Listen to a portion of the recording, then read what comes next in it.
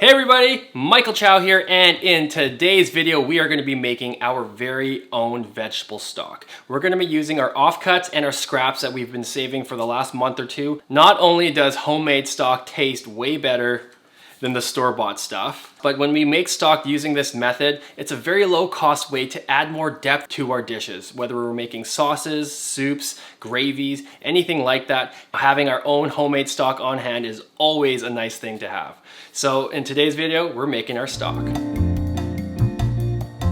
A couple things that you're going to need when we're making our stock.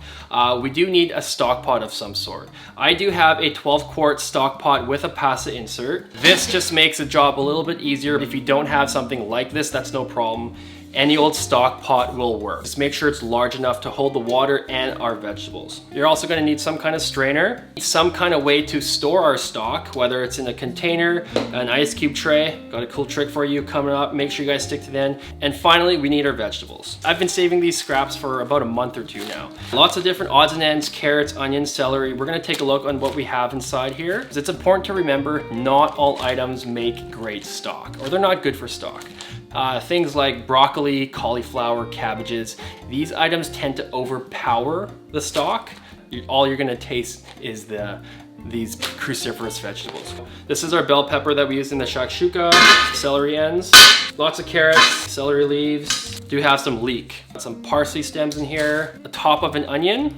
When you do put the onion papers in our stock, it gives it a lot more color, makes it really dark. If you don't want a dark stock, take the papers off. We still need onion for flavor. I got some tomato skins. This is a whole bunch of tomato seeds and the pulp that I didn't want in my tomato sauce. So that's going in there as well. Yeah, let's just do that. We have enough vegetables in here that filled an entire freezer bag full. You want around 2 parts vegetable to around 3 parts volumes, 3 parts liquid. You want to make sure all the vegetables are fully submerged. Always start with cold water.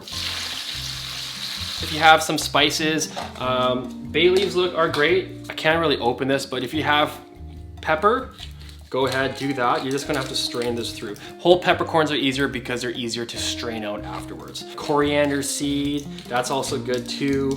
Allspice, cinnamon, cloves, those types of things. Make it to your own flavor. Once we have our vegetables fully submerged, that's pretty much it. We just gotta get it onto the stove, bring it up to a boil, and once we boil, then we're gonna simmer for 45 minutes. So our stock's been simmering. You can let it go for a little bit longer, but doesn't really matter too much. These are vegetables, there's no bones in here, so a lot of the flavor's already been extracted. I highly recommend you do this part in the sink, but for this video we're gonna be emptying that stock into this stock pot here. So first thing we're gonna do, I do wanna make a non-stick surface. I don't want the stock pot rolling around or anything like that, so we're just gonna create some friction on the counter. So take a rag, that will be good. So there we go, not moving.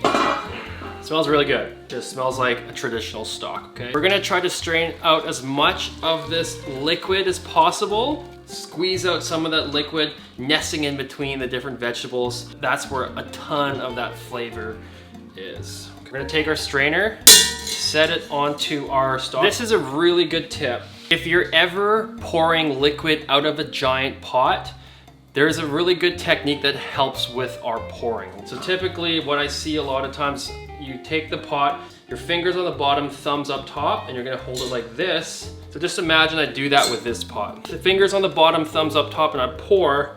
It's a very awkward position to pour out. So when you pour, go with your fingers up top, thumbs on the bottom, underhanded grip, and when you do pour, it's a lot easier. You don't need to rotate your shoulders. You can just rotate your hands and pour away.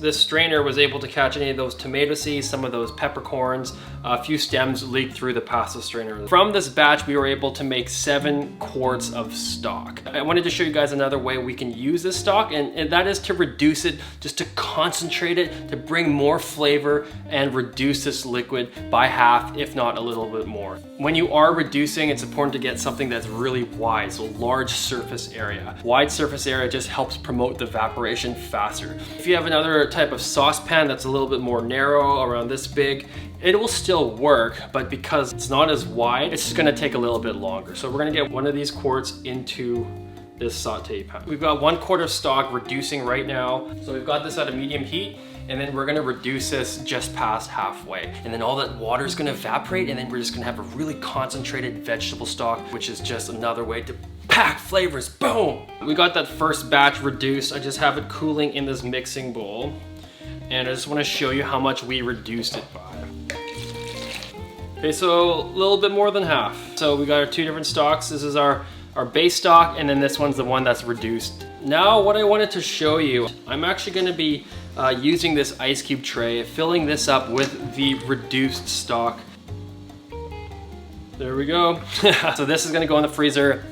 And anytime I need some kind of, I just wanna add a little bit more punch to my dish, if I'm making like a tomato sauce, or I'm making some kind of like stewed dish, even like a pasta, I can do that. I can add some of this just for a little bit more depth, a little bit more body, more flavor. So this goes in the freezer. Once it's done, put them in Tupperware, put them in a bag, and just label them as your vegetable stock. That's it, that was a simple one. I will see all of you guys in the next video. Peace.